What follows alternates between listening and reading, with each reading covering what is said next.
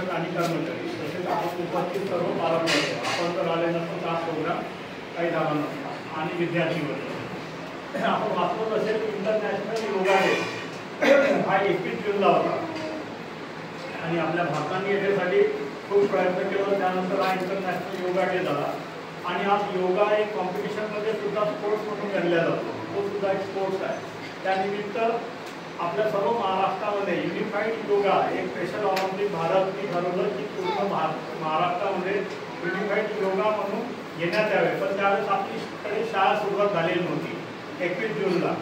त्यामुळे आपण एक नॉर्मल वर्ध्यामध्ये जिथे योगा क्लास चालते तिथून या कार्यक्रमाची सुरुवात केली आणि इंटरनॅशनल योगा डे सोबत आपली यावर्षी महाराष्ट्राची थीम होती युनिफाईड योगा किंवा इन्क्लुझिव्ह योगा. आता युनिफाईड आणि इन्क्लुझिव्ह योगा म्हणजे तुम्ही काय म्हणू शकता त्याला की नॉर्मल मुलं आणि पेशंट मुलं एकत्रित खेळणं किंवा जे मुलं आपण स्पेशल ऑलिम्पिक भारत जेव्हा म्हणतो ते बौद्धिक अक्षमता ज्या मुलांची IQ 70पेक्षा कमी आहे, म्हणजे इथं जेवढे बसलेले आहेत त्या मुलांची आम्ही IQ करतो आणि 70पेक्षा कमी असेल तर त्यांना मतिमंद किंवा इंटेलेक्च्युअल डिसॅबिलिटीचं सर्टिफिकेट देतो.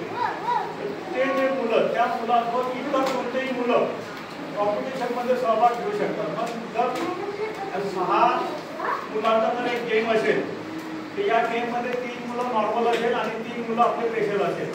अशा प्रकारचा आता इंटरनॅशनल लेवलला कॉम्पिटिशन होत आहे आणि आपण स्पेशल ऑलिम्पिक भारत समिती ऑलिम्पिक म्हटलं की इंटरनॅशनल झालं तर ही समिती आपली महाराष्ट्र लेवलची आहे प्लस भारताला अटॅच आहे आणि इंटरनॅशनल लेवलला अटॅच आहे.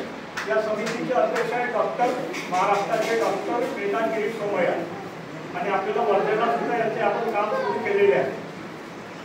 याच्यापूर्वी आपण जवळ 100 शिक्षकाचं विशेष शिक्षकाचं नॉर्मल शाळेतले 50 विशेष शिक्षक आणि नॉर्मल स्पेशल शाळेतले 50 यांचं आपण एक स्पेशल ऑलिम्पिक भारतचं एका दिवसाचं ट्रेनिंग घेतलं जिल्हा शिक्षण प्रशिक्षण संस्थामध्ये.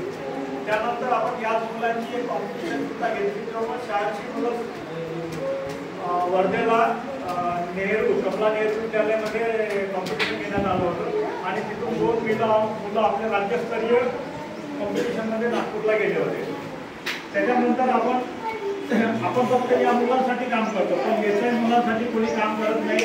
स्पोर्ट्समध्ये म्हणून आपण हिंगणघाटला जे ऑलिम्पिकवर सुद्धा एक वर्कशॉप घेतलं. त्यानंतर मुझे भी खेळणे दो असं एक पंचायत समिती सेलू आणि दिव्यांग अधिकारी आणि कर्मचारी संघटना यांच्यामध्ये एक ऑनलाईन आपण सेशन घेतलं होतं, ट्रेनिंग घेतलं आणि आताच मे मध्ये 29 मेला जिल्हा परिषद हॉल स्वर्गीय सिंधुताई सपकाळ सभागृह AC हॉल, कारण की त्यावेळेस उन्हाळ्याचे दिवस होते त्यामुळे आपण मुझे भी खेळणे दो मला पण खेळू द्या असं पालकांचं घेऊन आपण एक वर्कशॉप घेतलं. पालक कोच आणि योगा टीचर आणि तिथे आपले CEO साहेब पण आले होते आणि काही स्पॉन्सरशिप पण काही संस्थेने तिथे केलं आणि आताही तिथे जे बोर्ड लावलेला आहे मुझे भी खेळणे दो म्हणजे मला पण खेळू द्या. जरी मी अपंग असेल व्हीलचेअरवर असलेला असेल तरी पण मला आता तुमच्यामध्ये सामील करा किंवा खेळू द्या ही स्कीम होती. आणि जवळपास आत्ता मे महिन्यामध्ये उन्हाळ्याच्या सुट्ट्या असताना आपण तो वर्कशॉप घेतलं आणि सर्व पालकांच्या सहभागातून घेतलं. तिथं बोलणारे मुलं सुद्धा अपंग मुलं होते जे आता सरांनी जसं संचालन केलं तसं आपण त्यांना अपंग मुलांना सुद्धा संचालनाची जबाबदारी दिली होती. तर हे मुलं सुद्धा समोर येऊन बोलू शकतात, आपले ड्रामा करू शकतात, नाटक करू शकतात, तसे हे खेळू शकतात. मग इंडिव्हिज्युअल स्पोर्ट्समध्ये कशी आपली मुलं सामील होईल म्हणजे कोण त्यांना आणेल, आपले मुलं ग्राउंडवर कसे जाईल.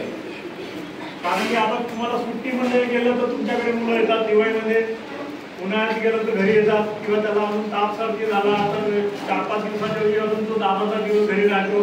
आता मला वाटतं ती बहीण आहे तिची वेळी आहे ना, आता आल्याबरोबर दोघी जणी कशा बसल्या चिपकून बसल्या म्हणजे जर नॉर्मल मुलाला जर खेळा